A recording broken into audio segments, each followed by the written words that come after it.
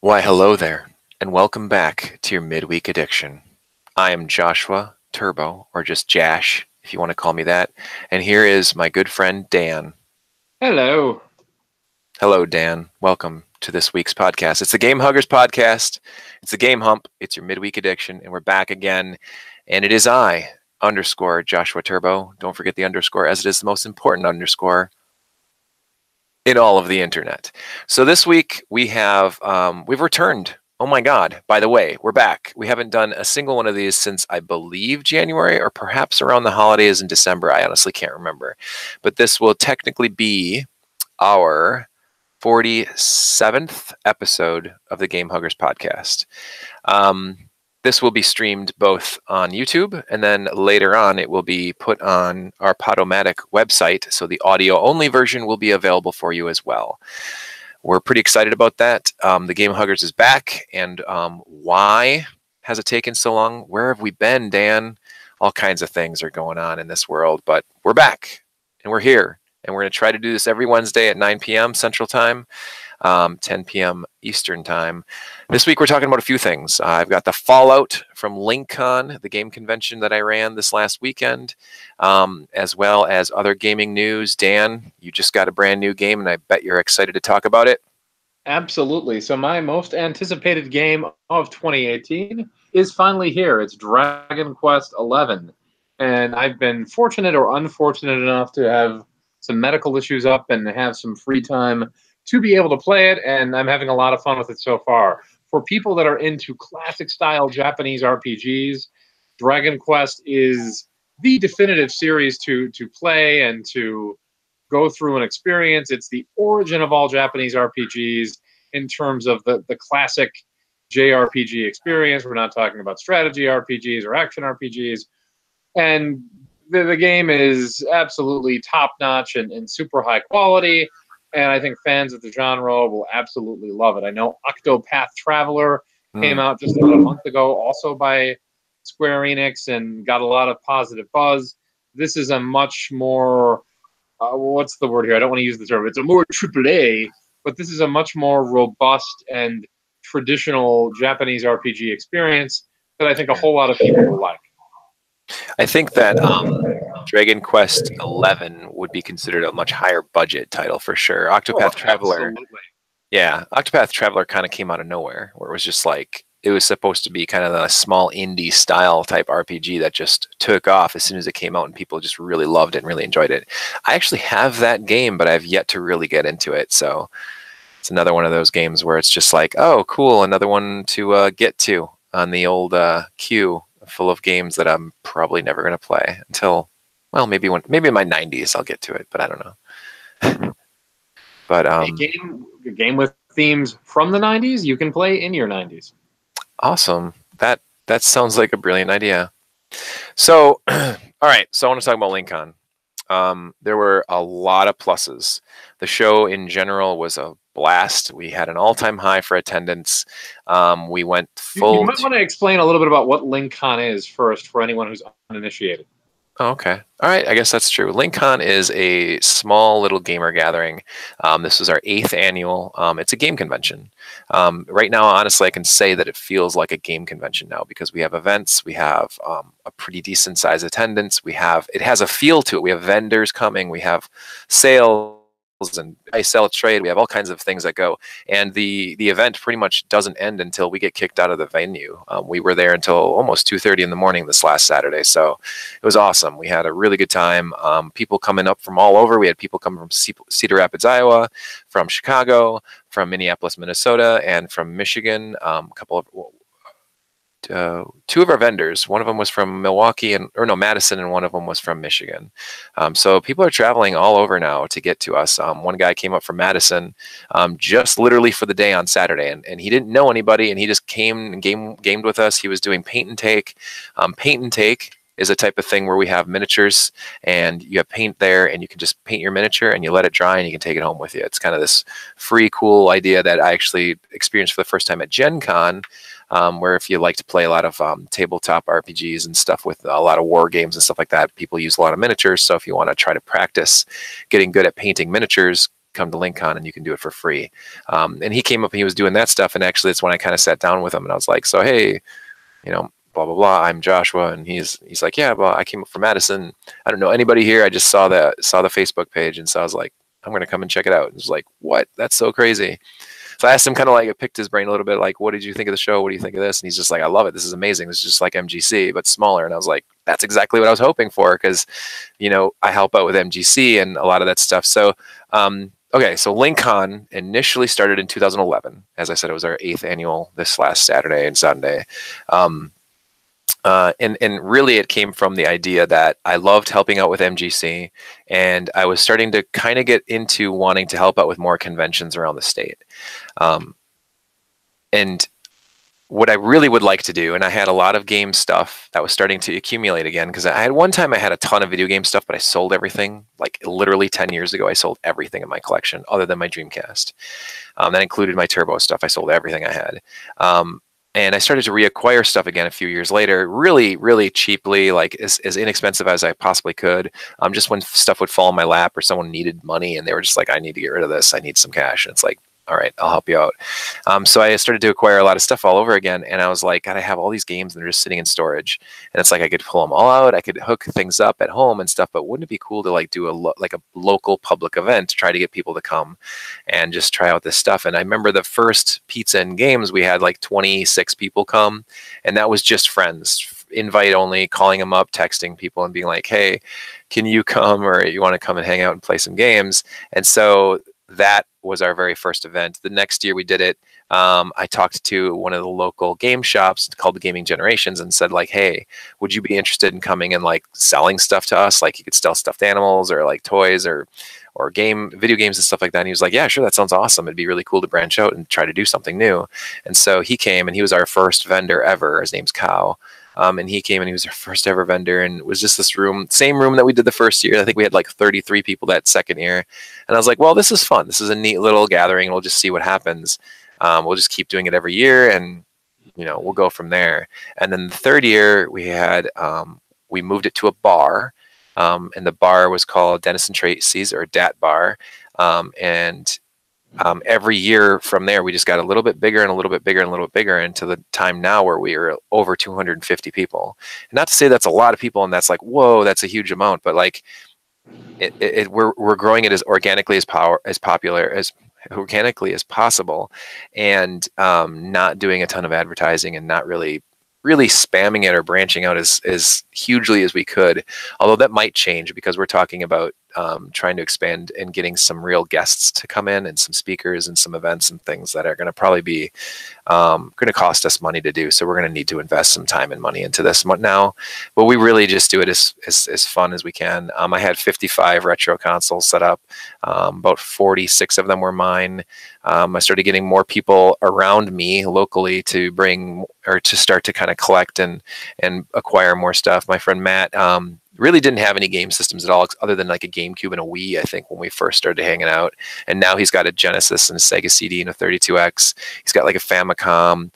He's got, what else has he got? He's got a few things. But he started to kind of start acquiring things. And now all he needs is a TurboGrafx, and he'll start to really get into it. But it's kind of cool. It's kind of cool to see us getting something going locally that's still small, and it's fine for what it is. I mean, I've got like 10 other people on staff, quote unquote, that I basically just have help me lug big ass TVs around and stuff. But we do it just like we do at MGC, just a lot smaller.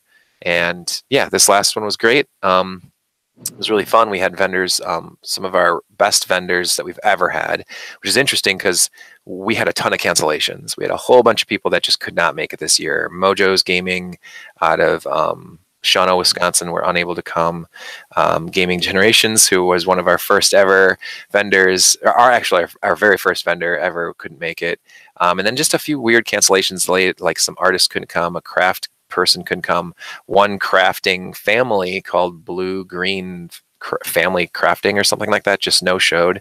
But then we had like a whole bunch of new people, and including Johnny C Cards, which is like a big game shop locally around like the Wausau area, and they came and they brought a huge booth. A guy named Josh Bauer, he came from Michigan. He brought his Ultimate Arcade Workshop, Yeah, I think it's Ultimate Arcade something. But he does MGC. He comes to MGC and he's got a humongous vendors table, and he took like 16 feet at LinkCon this year. So it was awesome to have him there, and he was selling some cocktail machines and some a whole shitload of video games and stuff. So that was really cool. But some of the newer ones that were really awesome. We had two podcasts that came. There was one from my friend Chad Knight, who ran something called like Whose Podcast It Is Anyway, and then a guy named Zach Hagenbusher brought his co-host for his podcast. It's called the Young Jedi Chronicles, or the New Jedi Chronicles, or something like that. Anyway, it's a Star Wars podcast. But then we had a couple artists come. Moonlight by Media came up from Madison, and they were awesome. And then Mariella Art, Samantha Gorell, she came up from Chicago and had an awesome, she was a very good artist, a very good manga artist, and she had a whole bunch of different arts, big prints and stuff like that. And she was also doing concessions, where you could come up and just ask for anything. And I asked her to do a Ranma half sketch for me, and she totally did. And I think it looks really cool. I don't know if you could see it very well, but yeah, that is super. Little house style there. Yeah, I think it's very maybe it's it looks too good, but it's awesome. I love the style, and I hope that she said she liked the sketch too, so she saved it, and maybe she'll do a full color version of that someday too, which would be super cool to see. It's funny because I was like a year ago. No, actually, this last January, I first met her at another convention called EverCon, and she was she was sketching something, and I said, "How about Ranma half?" And she was like, "Yeah, I don't think anybody would buy that." And I was like, "Well, I would." And she so then like followed her on Twitter and met her at another game show that was local, because she actually came up to the central Wisconsin area from Chicago 3 times this year, and she's like, "I haven't ever been here ever before." So she came up from EverCon, she came up for something called WasabiCon, and then she came up to LinkCon. And yeah, it was really cool. She just didn't have anything else going on Labor Day weekend. So I was like, want to come to LinkCon? And she did, and it was awesome. So it was a good experience. The shitty experience, sorry, took me a long time to get to this. Let's go over one other thing before we jump onto that. Where does the name LinkCon come from? Does it come from Link, the character in Legend of Zelda? Does it come from a top-hatted wearing president? Where exactly is the origin of this name? It's closer to the top hat wearing president. So the county of where Merrill, Wisconsin is located is Lincoln County. And we kind of basically taking a cue from like Gen Con, which was like in Lake Geneva. It was a Lake Geneva convention, so they shortened it to Gen Con. We're just using the same concept. We're at Lincoln County, and it's Link Con. And there's 2 C's in there too. So it's kind of a little bit of a... I see a lot of people spelling it wrong, which drives me crazy, but it's Linccon, Lincoln. But yeah, it's just a merger of Lincoln County and then the word convention, Lincoln, into one.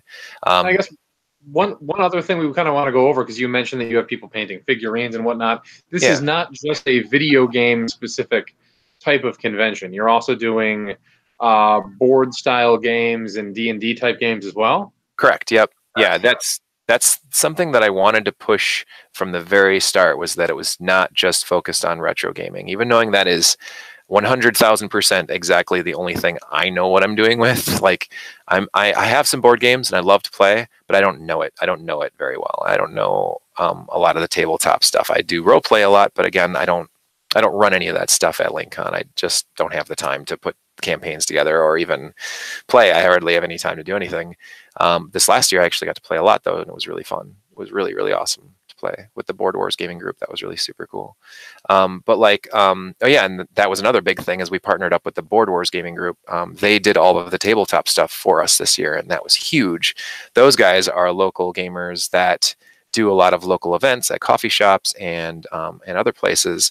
And that's just like a weekly gaming group that just keeps growing and growing and growing. And they do once annually and sometimes once every 6 months, big gaming gatherings where it's like upwards like 50 people plus. So they do strictly just tabletop stuff, just board games and just role-playing stuff. So like we being able to communicate with them and say like, okay, I don't know what I'm doing with this board game stuff. I can't I just can't be in control of all the video game museum section and the board war stuff or the board game stuff. So they were like, we'll do the whole board game thing. And so they did that, and that was perfect. It was just perfect. We had this good balance this year, probably for the first time ever, because I've brought like a lot of my own collection of board games and stuff, but it never, like, we don't have anybody to demo them. We don't have people to like show people how to play or anything. I just set them there and said like, grab and play if you want, and no one would ever touch them. And it's like, damn it, I don't know what the hell I'm doing. So it was really cool to see that.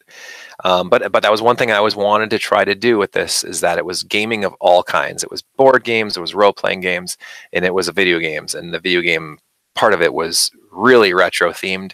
But every year that we've done LinkCon, or what it was called before LinkCon was actually just Pizza and Games.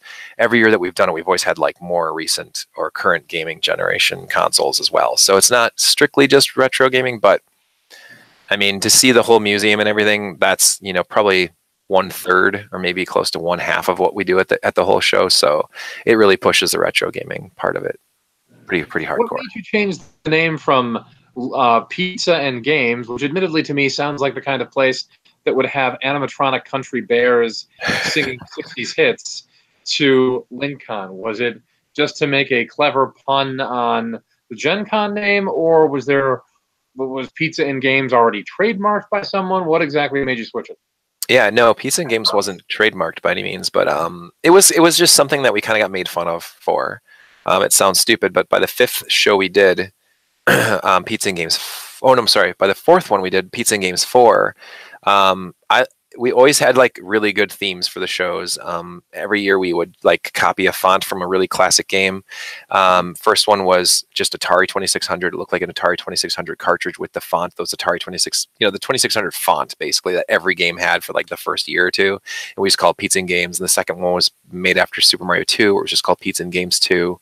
Then the third one was Mega Man 3. It was Pizza and Games 3. But by the 4th one we did it, we called it Super Pizza and Games 4. And because Super Castlevania 4, it had the same look and font and everything.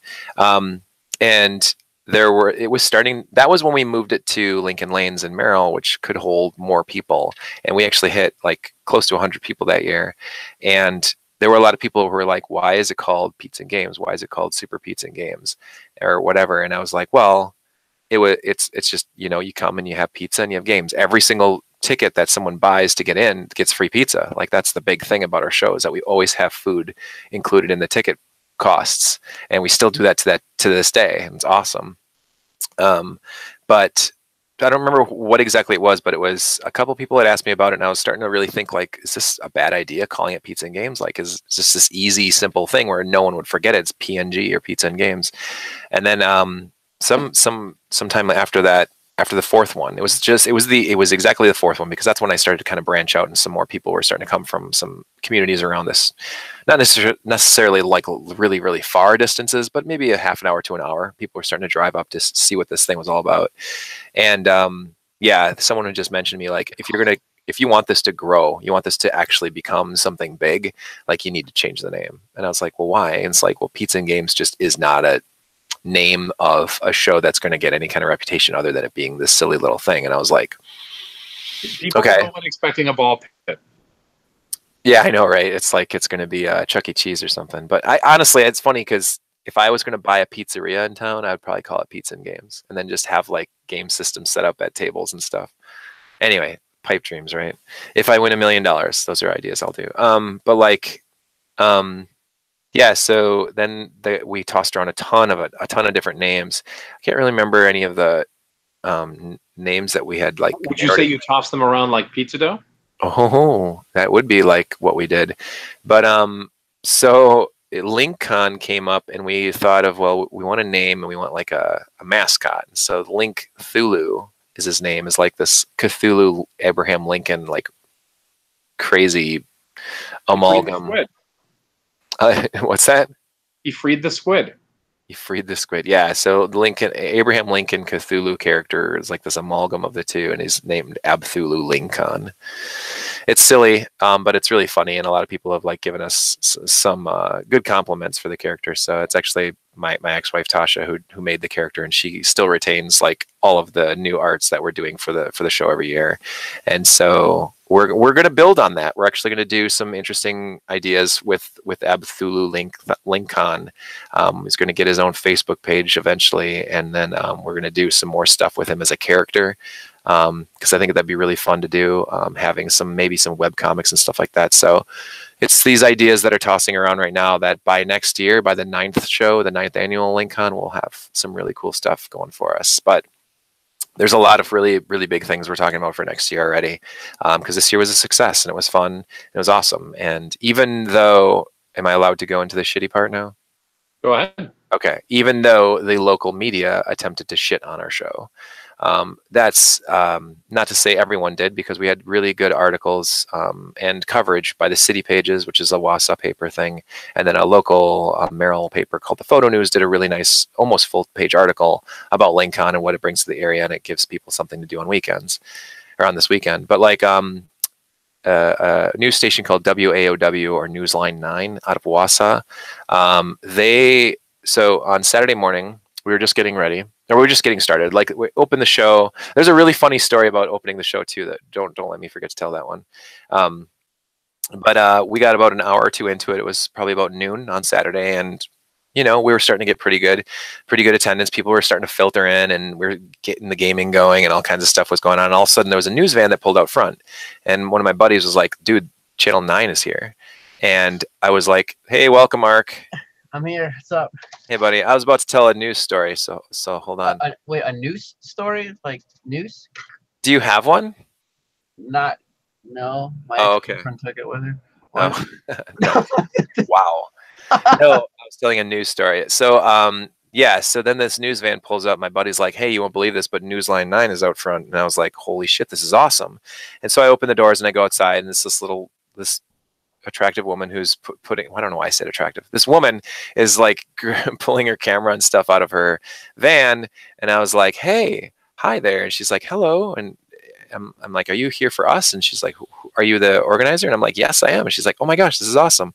Yeah, we're here to give you guys some coverage and talk about your show." And I was like, "This is amazing. Oh my God, the news is here." So then she pulls up all her stuff and she's carrying it in. I kind of helped her through the doors and stuff. And I was showing her around, and I said, "Where would you like the cameras to be, and what would you like to do?" And she's like, "I just want to interview you and start to get talk to other gamers and stuff, and get some questions in about what they're doing and why they're here and stuff." And I was like, "This is amazing. This is so cool." And so she sets up a camera and she records some people playing games or whatever. And then she comes over to me and she's like, "I'd like to interview now." And so I walked over to her, and she put a mic on my shirt and started talking to me. And she asked me about the show. She asked me how it started. She asked me about why Merrill, because Merrill's a small town and there's better places to hold a show for sure. Stevens Point or Wausau or whatever. It's actually really interesting. The Famicom Dojo, Sean Orange lives in Stevens Point. He's just an hour away from me. I don't know if you guys know who he is, but he's a pretty cool guy. Anyway, so by the fourth question though, she's like, "So I'm sure you've heard about the tragedy down in Florida. What do you think of that? What do you think of that? Are you at all afraid? Do you have any tournaments going on here? Are you afraid of any tournaments here turning violent? What are your thoughts on violent video games? Do you think violent video games makes violent gamers?" And she went on, and I was like, "What the fuck is happening? Oh my God." And so we talked for maybe a half an hour. 15 minutes of that was good, and 15 minutes was really shitty. And she went around and talked to a whole bunch of other people. And every person that she talked to, she asked those same questions to. "Hi, how are you doing? Why are you here? Oh, is this fun? Are you excited? What do you think of the tragedy down in Florida?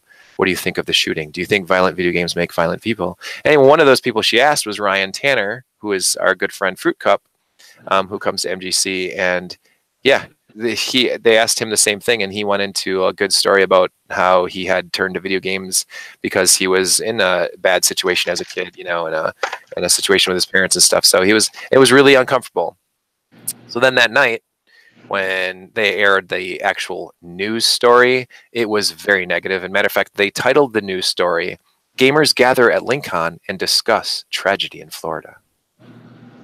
So yeah, they basically took a local event and something that we're trying to bring to the area and something kind of fun and a different alternative thing for kids to do around central Wisconsin other than going fishing and getting drunk, and they turned it into a shitty shock value, garbage story. And I was really fucking pissed about that. Matter of fact, I'm still really pissed about that. And Yeah, it kind of ruined like a moment there for me. I was feeling really successful and I was feeling like things were going really well. And then I saw that article and I saw a ton of people posting about it on Facebook and I saw people talking about it on their like actual website. And it's like, oh yeah, that is really terrible. I don't know if I'd go to a game thing like that. Oh, I don't know if I do. It's like, oh my God, you dicks. Like you did it. You made people afraid to go to a game convention because someone's going to get shot if they lose at Tech Mobile because that's the only football game I had playing. It's like, you dicks. Like, So oh my one God. thing that's worth noting about local media is that local media is there for scare tactics. And, you know, Art, you're probably not old enough to remember this, but Josh and I were alive in the 80s. And there was a big thing about Dungeons and Dragons will turn your kids into Satan-worshipping child sacrifices. And there was genuine belief and scare and fear-mongering that was going on that all of these generally, you know, simple activities and harmless activities were going to completely change youths into violent, terrible people with absolutely no evidence to show this. It all goes down to, you know, simple, we have no way to prove causation or anything of the sort, but because a violent event happened and we can find some way to correlate it to a video game or to Dungeons and Dragons or to something else, therefore we're going to assume that's the cause. And it's the same sort of thing. Did she go to the local public school after the latest school shooting and say, are you kids afraid to go to school? Did you know what happened at the... Of course they did. And the reason they don't do that at your local high school or whatever else is because that seemed to be something that's normal. Everyone goes to school, but not everyone goes to a video game convention. Only crazy, sick, violent, and that's their way of trying to fearmonger and create just fear-mongering and scare tactics to be able to drive up ratings. If people are afraid of something, and if there's controversy, people are a lot more likely to watch and pay attention and click and like on their Facebook and everything else that they want to generate publicity. Dungeons and Dragons, Satan's game. Are your children selling their souls to the Lord in order, the Dark Lord, in order to raise their alpha level? You'll find out after sports, the weather, and a story about the world's cutest goat on the 6 o'clock news.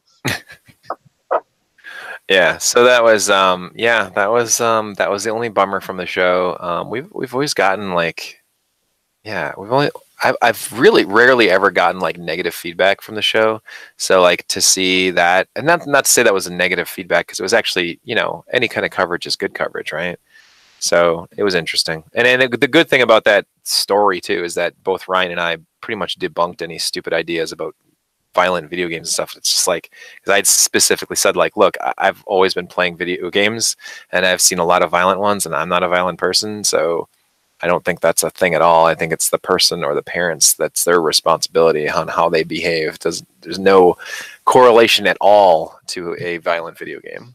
Well, I mean, absolutely. And that's something that's been debunked over the past 25 plus years of video games. I mean, right. I think, you know, we've gone through these things before, but again, rather than research things and check, they want to create a quick fear-mongering story that all of the housewives and concerned mothers will turn to at 6 o'clock and then share on their Facebook so that people can watch the ads the channel. Right. Yeah, it basically was, they started it off with footage from the Florida shooting. And they were like, yeah, a 1 week removed from the massacre in Florida, the horrible events of the Florida shooting at the John Madden, whatever, you know, the EA is sponsored tournament. And it's like, do you even know what we do? Like, we don't have any Maddens here, like at all. Oh, we actually did have one TV with Madden on it. That's right. But still, it was really stupid, like just incredibly dumb. But anyway. So, Ark, what the hell's new with you, man? It's only been like a year since we've talked last. I don't know. I got a pack of Oreos. Nice. Nice, dude. Very cool. Yeah, pretty much. Nothing. The usual. So how long has it been since you've been to Japan? I was there in in like April. Didn't I talk to you since then, or has it been that long? It's been that long, dude. It's been. Fuck. I think Yeah. the last time we did one of these was in January. I don't even know if it was January. It might have been December. I was there in like for like half of March, all of April, and a little bit of May. Okay. Yep. Nice. Holy shit, that's a lot. That's awesome. Yeah. Well, what happened is some of the stuff I went there for got canceled and rescheduled for the end of April, and I was already there, and I'm like, well, fuck. So I called my work and was like, so listen, I'm supposed to be back like April 15th. I will see you in May. And they were like, wait, what? Yeah, I kind of just stayed like for a long time. Whatever. That's awesome, man. That's awesome. Worth it. Mm-hmm. Right? That's pretty cool, dude. Yeah. Very nice. So let's, if you don't mind, Ark, I want to go over a little bit about what you did that you had to wait. Was it a particular event? What events were these that you were so excited you said, I'm going to extend my stay an additional several weeks? Well, it was concerts. Like I had concert tickets and some other stuff, like meet and greet events and some stuff for like music should I go to, and it all got like postponed. So I was like, well, half the reason I came here was like these concerts, so I'm kind of gonna stay and see the concerts. So I did that. But the upshot is I got to see other stuff that I wasn't going to get to see because I was supposed to return back. So I got extra shit out of it. nice. Yeah. So that was cool. I also got I got a fucking ear infection while I was there. That sucked. Japan's medicine is horse shit. That's like the one thing we are way better than them at is over-the-counter drugs in Japan are garbage. Like we're talking. So I got an ear infection at like 2 in the morning, and where I was at, it wasn't far from like the city, but it was in an area where like a car is more of a requirement. The last trains were stopped because it was 2 in the morning. So I'm like, okay, cool. I need to go to a hospital. The nearest hospital was like 3 miles away. And I'm like, well, I am not walking in the rain with an ear infection. So I went to the Circle K, and they don't sell like pain medicine or anything there. It's stupid. It's just like shitty herbal bullshit. So I told the idiot, I say he's an idiot because he's a fucking idiot. The idiot working, I told him I have an ear infection. Like I can't hear out of my left ear. I can barely like walk straight because it was that bad. Mm-hmm. And part of it was I think like riding the Shinkansen like pushed the fluids in my sinuses like up more. It just made it fucking worse. But like I was doing that thing where like you're walking and you're like tipping just because your balance is thrown off from the ear problem. So I told him, I'm like, I can't hear. I like can't stand very well. Like I'm in excruciating pain. Can you call a taxi so I can go to the hospital? And the fucker tells me he doesn't know the taxi number. I'm like, dickhead, you work at the Circle K. Like there's a phone book right there. Just call the taxi. And he like didn't want to. I'm like, dude, what the fuck? So then he's like, okay, I'll call, but he was trying to charge me 10 yen to use the phone. And I'm like, you gotta be shitting me. What? So I gave him 10 yen. I'm like, what a fucking dickhead. And he said, he calls a taxi and goes like, oh, they're not gonna be here for like 45 minutes. And I'm like, cool. So what I want to do when I am all fucked up is wait 45 minutes. I'm like, dude, just call an ambulance and have them. I need to go to the hospital. Just call the ambulance, let them drive me. And he was like all confused. Finally, he calls the ambulance, and I'm sitting on the curb outside waiting, and they show up, and I'm like, hey, I'm literally the only person here. Yes, you're here for me. They weren't sure. It's like, no, he called an ambulance for someone that's not here. Like, what the fuck? But I think they were confused, and they were probably hoping there was somebody else because they're like, fuck, it's a white dude. Fuck. So I get on the ambulance, and they like take my temperature, and I'm laughing because they took my temperature by shoving it under my armpit, and I'm like, what is this shit? Like I'm not 5, but I'm laughing, and they're asking what's wrong, and this is in Japanese, and they're asking me like if I ate anything weird, if I have any like diseases or I have medical problems. I'm like, no, it's a fucking ear infection. And then I asked the people on the ambulance thing, can you just give me Tylenol? Like, I really just need Tylenol. Other than I'm good. Just give me Tylenol. And they're like, no, a doctor has to give you that. And I'm like, what? So I showed them, like, I pulled up Walmart on my phone, and I'm like, look, you can buy this over the counter 24 hours at Walmart, and it's like Excedrin migraine. I'm like, you can get like a 500 pill count bottle for like $6 or whatever. And they were like the look of like shock on their face was like, these fucking drug abusing American sons of bitches. But I'm like, fuck. So they drive me to the hospital, and they're all like, what do we do? And they take my temperature again. I had like an 104-degree temperature. I'm like all fucked up. I'm like, God damn it. They give me this medicine, and I take it, and I'm sitting there. I'm like, okay, I don't even know what you gave me, because they have this different pain medicine there that's like the equivalent. I forget the name. But so they gave me like a 2-day supply, which was horse shit. But then they make me pay. And I'm like, all right, cool. I get out my card. They're like, no, it's cash only. And I looked at them like, you got to be kidding me. So I had to stumble down to a 7-Eleven down the street from the hospital, take money out, and I'm like buying snacks, and I shamble back to the hospital with like snacks in one hand and a wad of money. And I'm like, what the fuck? And then the fucking guy that takes the money, he sees my jean jacket has like pins from the one pop group that I like. And he's like, oh, and he likes them too. So then we're standing there talking about my fucking jacket while I'm like standing there all fucked up with an ear infection.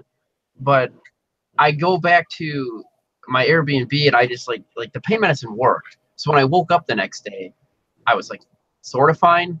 So they wanted me to go back. So I went back. I'm like, okay, why do you want me to be here again? And they were trying to send me to his ear specialist. And I'm like, no, I'm good. Like, I don't have health insurance here. Fuck, I'm not gonna pay for that. So I just like left. And then I was switching. Wasn't the ambulance ride like really expensive though? No, it's fucking free.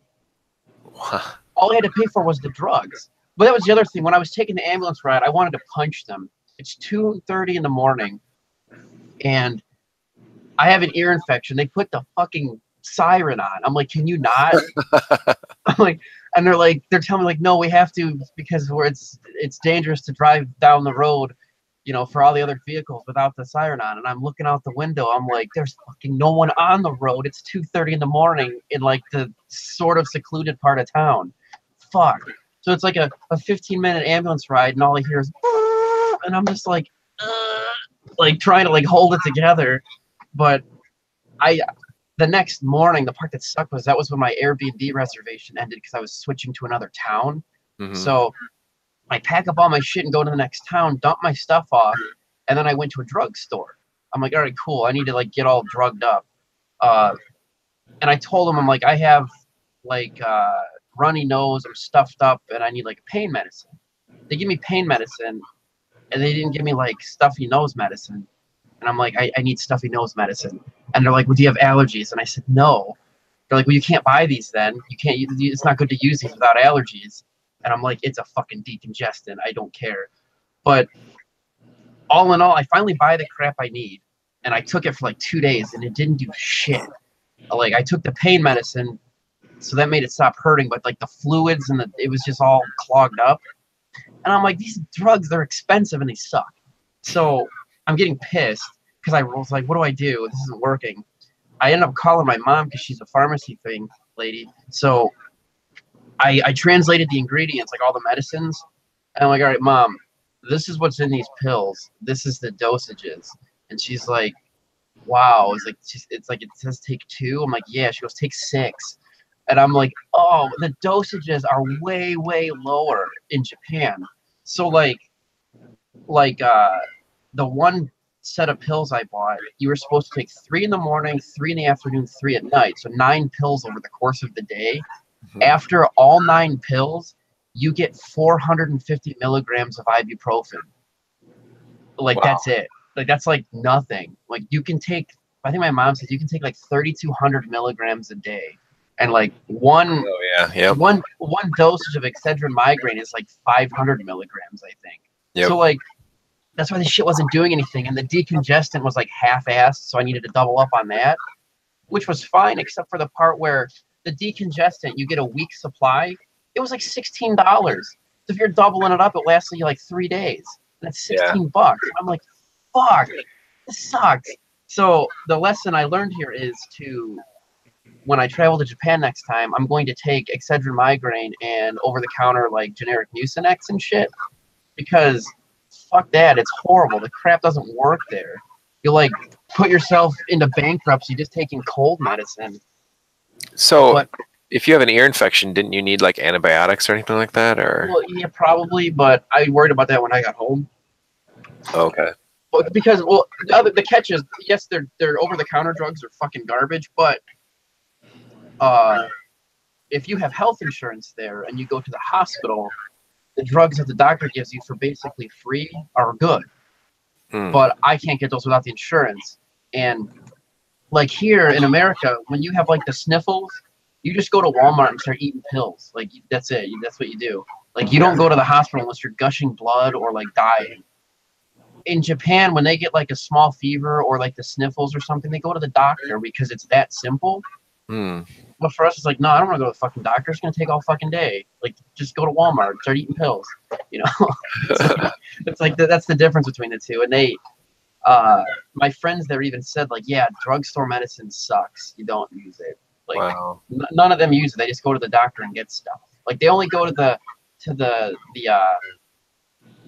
drugstore for like the allergy nasal sprays and stuff. Oh, sure. Like, stupid shit like that. But if you need like real drugs, the drugstore is just bullshit. Like the one thing they told me to buy, I took it and finally I read the ingredients. It was like fucking herbal medicine. So it was like carrots and ginseng root and stuff. And I'm like, this doesn't do anything. This is like fucking salad in pill form. This is garbage. Yeah. Dude, that sucks. It was a good learning experience, though. I mean, I got some funny shit out of it. Like, I have in my wallet now, actually, I have they had to give me a hospital member card. So, Good, nice. Yeah, but what's funny is, like, my name is long because it's not Japanese characters. So, like, in English, it shows up as Andrew Jam. It couldn't print my whole name. Like, it just cut off my middle and last name. So I'm Andrew Jam. Andrew Jam. That's pretty yeah. awesome. That's awesome. Yeah. But, I mean, my Japanese was good enough that I fumbled an ambulance ride and a hospital visit and, like, multiple drugstore visits with no English. So that's good. That is pretty good. Yeah, it was interesting. So now I got to say I did that. But yeah, they think Tylenol is like hard drugs over there. It's like kind of cracked me up. Right? Yeah. Hell yeah. Hell yeah. Well, Dan, what about Dragon Quest 11? Do you want to talk about that at all? Yeah, I mean, I kind of went over it a little bit. I'm about 6 hours into it so far and having a lot of fun with it. And it's a very, very well-made, thus far, well-balanced game that has a lot of charm and a lot of the traits that follow a Dragon Quest game. And I should probably explain what makes Dragon Quest different than, say, a modern Final Fantasy or a lot of other Japanese RPGs that people are used to. Sure. So, as far as the ones that are popular in the West, Final Fantasy and the Shin Megami Tensei Persona games are both really popular, and they're very different kind of subgenres of, at least the modern games are, of Japanese RPGs. And Final Fantasy games, at least the more recent ones that I've played, all have kind of a similar formula where you're a young, good-looking man who is joining up with a party of people who are out to change the world and stop some large corporation and or government from doing something. That's kind of the concept of those games. The Persona games are in some of the other Shin Megami Tensei games. I don't want to go too far off on a tangent, but they're about high schoolers in the Persona universe, for example.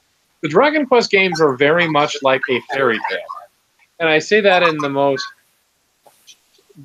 positive way possible, in that they play out not like anything that's supposed to be super serious, but like literally a fairy tale that comes to life and that has all sorts of little misadventures and side quests. And if you enjoy the charm of that, you'll get a lot of enjoyment out of Dragon Quest, and you might like that more than the super serious anime style that you find in some of the other more popular Japanese RPGs in the West. Also, this bitch is hot. I haven't got her yet. Yeah, I'd let her shove that thing up my ass. This tells me she hasn't already. Hell yeah. I'm torn between playing this and Octopath Traveler. Octopath Traveler is fucking cool. It's like the Saga Frontier 3 we never got.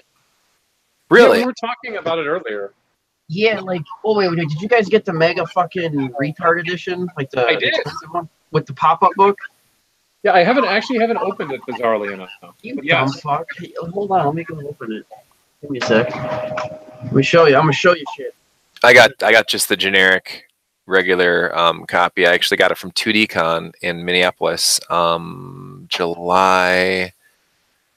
Wow, when was that? July? Well, maybe it was August. Might have been the first weekend in August, actually. Yeah, that was a lot of fun. I think that's 2D-Con in Minneapolis. That was super. It was good. It was good until somebody almost died. That was awesome. Why'd they almost die?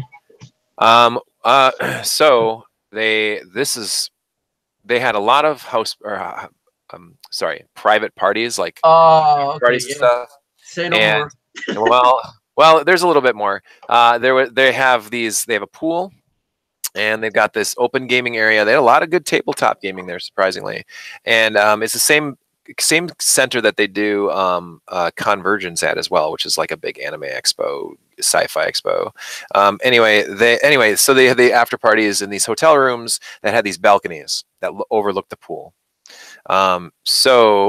For whatever reason, a couple of guys got pretty hammered, and they were playing some UFC game or some fighting game or whatever. Then one guy lost or something like that. Here we go, some guy losing and trying to kill people. But he wound up just like getting up, and he was like, "That's it, I'm leaving." And he wanted to get out, but you have to get out. You had to go back through the hotel room to get out and go down the whatever. And he was like, "I just want to go down this way." And so he started sliding over the edge of the balcony, and I don't know what he was thinking, if he could land on his feet or if he could land in the pool, or I don't know what, but there's a fence between the two. Did he land like stomach first on the fence? Not stomach first. It went through his thigh, like by his leg, and his kneecapp. The fence spikes went through his thigh and his kneecap. That's what you get for being a retard. Yeah, he was really stupid, and apparently he had been a long time like con goer. The people that run 2D-Con knew him really well, but he had gotten stupid the day before and got kicked out. Nice. And then somehow get into an after party and then jumped off the balcony onto a fence. And the even more disgusting thing is the next day, the fence post was broken and still had hair and blood on it. Cool. Because I went and took a picture of it. And it's still nasty. They did not do a good job cleaning it up. But that's funny as fuck. But Octopath Traveler comes with this cool coin. Nice. But yeah, dude, the fucking box is like a book, and it's got like pop-up bullshit. It was I only buy like collector stuff now if it's cool. Like the Secret of Mana one was cool with the pop-up book where the toys can ride on it and shit.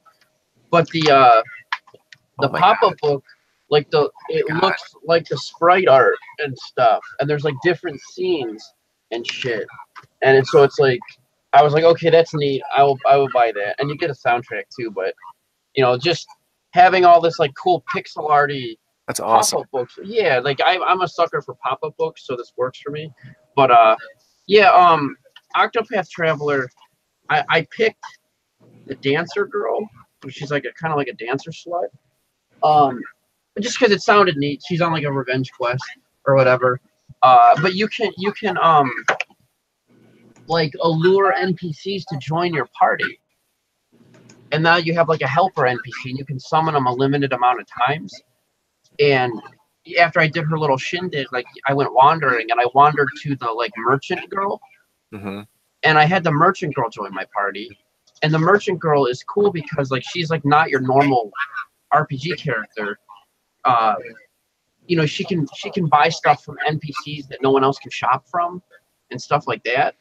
So it's like a weird character to be playing because she's not like, I'm a wizard or whatever. She's just like, yeah, I sell shit. So it's kind of interesting because one of the mechanics is that since she can like shop for stuff, I bought this really cool weapon for the other character in my party that like, I was like, oh, this is overpowered as fuck. I just happened to find it on an NPC, and then I went wandering around murdering shit. But the mechanics are cool because it's a little open-ended, but it's not totally open-ended where you just get lost and bored. So you brought up Saga Frontier before, and I think the problem that I had with those games was that they had a tendency to get off onto oh, here's a boring character's quest I care nothing about, and I'm never playing this again. Yeah. Well, it depends on how you feel about the characters. Like, I like the characters in Saga Frontier, so. But Saga Frontier 2s weren't as good. But, like, yeah, Saga Frontier, you didn't have to deal with everybody, but it's the same kind of feel, though, where it's sort of like, you know, it's a 2D role-playing game, but it's super, like, go where the fuck you want. Like, you're not just like, oh, I have to walk here because they've gated me into this continent. I can't physically leave or do anything. It's kind of back to that, where, you know, like in Saga Frontier, you can go, hey, what's in here? And you walk in there, and there's like level 60 shit when you're level 20, and you just get fucking killed immediately. And you're like, oh, wow, don't go in there. You know, you're back to stuff like that, and we haven't seen that in a long time, I think, with role-playing games, especially from Squaresoft, because they've been just, like, putting us on the hamster trail of cutscenes with all their Final Fantasy shit lately. So it's kind of nice to go back to a game where I can go, you know what, I'm walking that way today. I'm going to see what's over there. So I will say one thing that's a little bit like, and this is just kind of tied to my own personal gameplay experiences, but it's a little bit unusual about playing Dragon Quest XI, is here we have a very beautiful looking cel-shaded similar art game to Zelda Breath of the Wild, and I start running around, I'm like, oh, that looks like a plant I can interact with. And then you realize it's just a texture. yeah. And then you see, oh, that looks like somewhere I can climb. And then you realize I can't get over there. That's just a texture. Mhm. So there is, I think, at least for me, a little bit of time that was required to get oriented to, oh, wait, this isn't quite as interactive of a world as some other games that are out there. Mhm. It's still a very culture. What's the word here? Not a cultured, but a prepared experience Yeah. for you and what you can and can't interact with. Yeah. Hmm. Wait. Were you talking about Octopath Traveler for that? No, I'm talking about Dragon Quest XI. Oh, okay. I was like, wait, what the fuck are you talking about? Yeah. Well, I mean, Dragon Quest, I don't care. Dragon Quest can be all as linear as it fucking wants, because every Dragon Quest is kind of linear, except for 7. That game's a fucking train wreck. But it's still good. I was telling someone today, there is not a bad Dragon Quest game. They're all good. Like, except for Swords. Huh? Well, all the numbered ones are good. Right. Well, Dragon Quest Swords is stupid as fuck. I'm not a fan of the Rocket Knight and the Monster Joker stuff. But what I was going to mention, Dragon Quest games do open up as time goes on, though. Because kind of, like, but it's sort of like it's like the 2D RPG open up, like, you know, Final Fantasy IV opens up when you get the airship and you can fly where you want, but by that point you're still pretty much like, well, if I got 2 more places to go and I can beat the game, or I can fucking dick around. Like Dragon Quest VIII was like that, where you get to fly around and then you're mostly just killing Metal King slimes to level up and win. Like, well, right, but if you played like 6, for example, you can say, all right, I'm not going to even add this character to my group of characters or to my party. I'm going to go fight this person. I'm going to avoid doing these submissions and just go for the boss. There was a lot more that opened up at a certain point. Yeah. Once you got far enough into the game, but at least initially the games for sure are very, very linear and put you on a path to, here are all of the things you need to know to play the game. Now here's the world.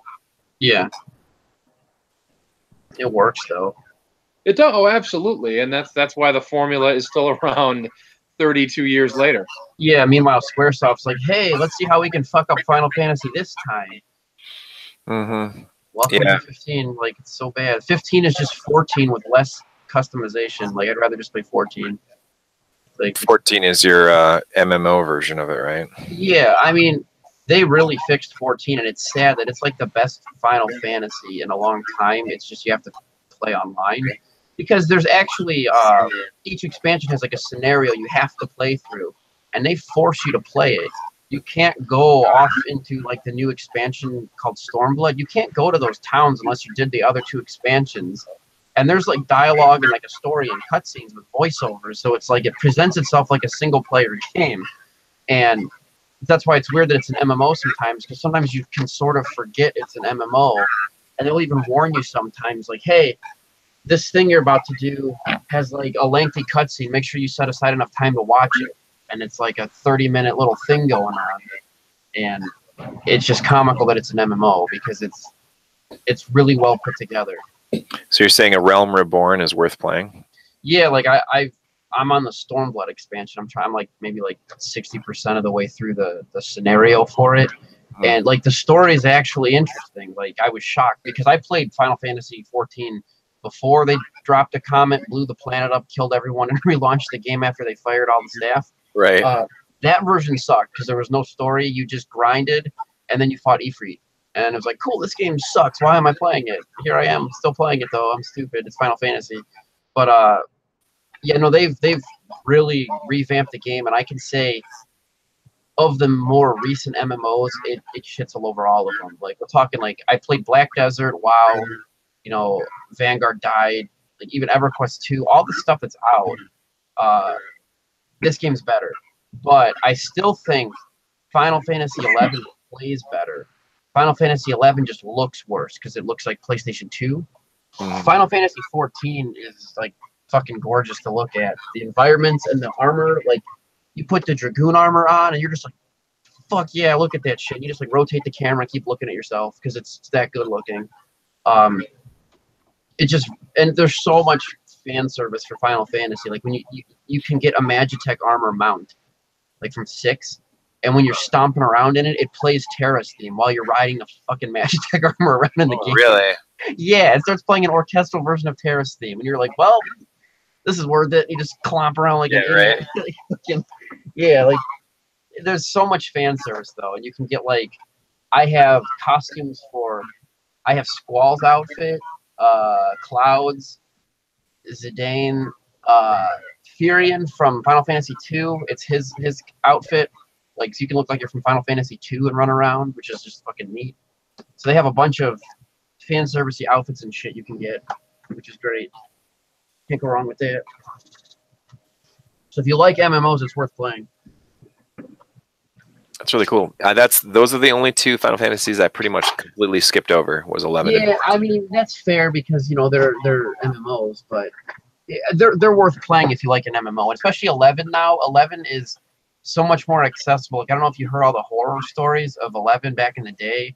Like it was brutal. We're talking like if you want to walk to the one town where you can get chocobos, it takes you like an hour or more, and then if you die, you have to start the trip over unless someone happens to res you on the way.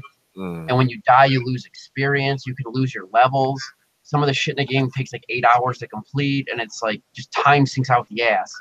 They fixed all that. Now the game's just really playable because you can play it by yourself. You can summon NPCs and do the battles by yourself, so you don't need people sometimes, which is great. You just play it like a single player game. Yeah. It's. So I went back to it after like years. I got back on and was like, holy crap. And it was funny actually. I had this weird moment where I got on and I was trying to walk with the like WSAD and then moving the mouse keys around or the to move the camera. And I was like fighting the game and realized when you played it back then, you didn't move the camera. You just used the number pad to walk around and that was it. Like it was just interesting that like in that time frame, that was when like WoW came out and changed how third person MMOs controlled. So you know, it's kind of funny to have to remember the days before that. It's like remembering tank controls when you play Resident Evil. Like, it was just kind of interesting to, like, suddenly have that aha moment where I let go of the mouse and went back to playing like I used to. And then it was like riding a bike. It was like I never stopped playing it. So it was pretty funny. But, yeah, it's pretty good. That's really awesome. Yeah, I didn't actually hate 15. I thought it was a pretty interesting game. I understand the controls and stuff take a lot from what they had in 14. But I thought the overall gameplay and the overall feel of it wasn't bad. It just doesn't, it's not very, you know, there's no turn-based anything. It's all just run around hack and slash. And it kind of had a feel of it where it was open world, similar to like an MMO would be, but without any of that MMO part of it. It's just, I guess the thing that bothered me about the 11 and 14 is why did they even call them 11 and 14? Why didn't they just start a new franchise called Final Fantasy Online or something? Well, they did. It was called Final Fantasy 11 Online, but the problem is American gaming culture and Japanese gaming culture are very different. Americans just power game to the end like morons and don't experience the game the right way. Whereas Japanese people like leisurely play, and sometimes Japanese people don't finish a game. They play until they think they've experienced whatever they want out of it, and they'll just put it on the shelf. They don't care. But like we're completionists over here. We got to do all the things, get all the trophies. We got to beat the game. So like to Japan, it was like, oh, this is just the next Final Fantasy. People might play it only for 6 months and never touch it again. Who cares? But here, everyone was like power gaming to the end. And so they didn't actually pay attention to the story in the game. So they just like, oh, I'm at the end. Like, oh, there was a story. I skipped all that shit. I just skipped the cutscenes and went to the end to get the armor. And it's like, you dumbass. You skipped the story and all the cutscenes and the dialogue. Like, why? That's not cool. They like voluntarily just skip it because it takes time. Like, oh, if I skip the cutscene, I can just go back to grinding to get more armor. They just fucking skip everything.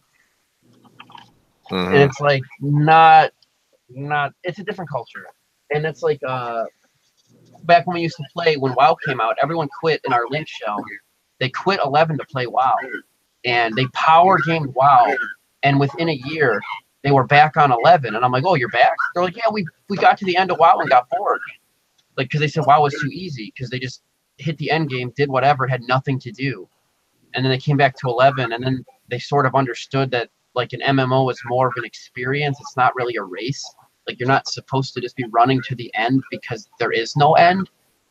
Like, right. It's an online experience. You can't. It's like people that try to win D&D. You can't fucking win D&D. You just keep playing until your character gets killed by something because you're stupid.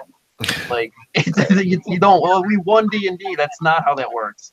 The other key thing that kind of keeps MMOs going is the fact that there is a community around it, and it's a chat room with avatars that also doubles as a game, and that's the reason a lot of people play MMORPGs more so than it is the actual game itself.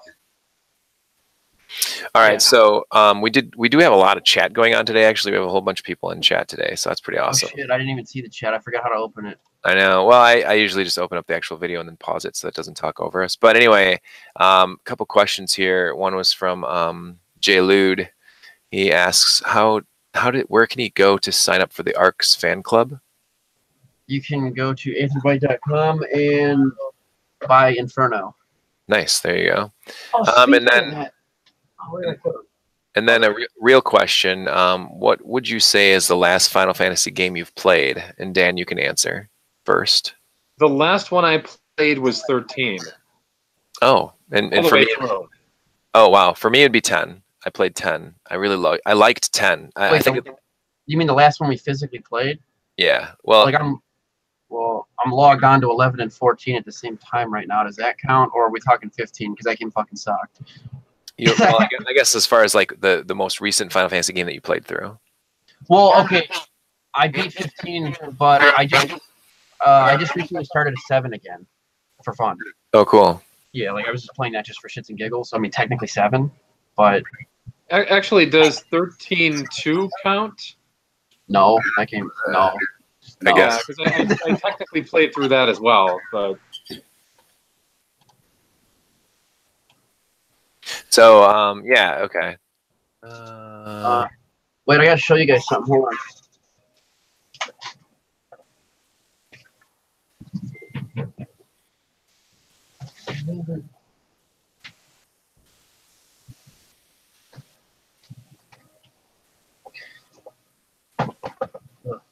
I can't remember. Did I show you guys the physical copies of Inferno? Did you guys see these yet?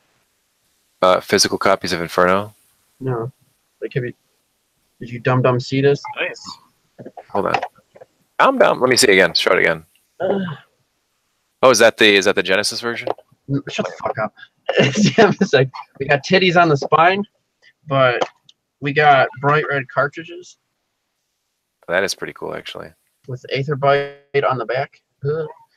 Some of the early ones don't have that part. But what I want to show you, dinglings, I want to start selling them.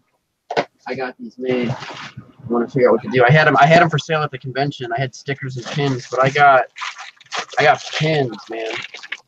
Pins. Motherfuckers want pins. I got them. Inferno title screen. But I got Atlantean ones. The Atlantean title screen on a pin. So I'm trying to figure out I'll probably just sell them like in a pack. You can buy them like through our website. But then I got like the Aetherbyte logo ones, and it's the pixel art, not the high-res art. And I have some stickers and smaller pins. I want to put them in like little packs on our site.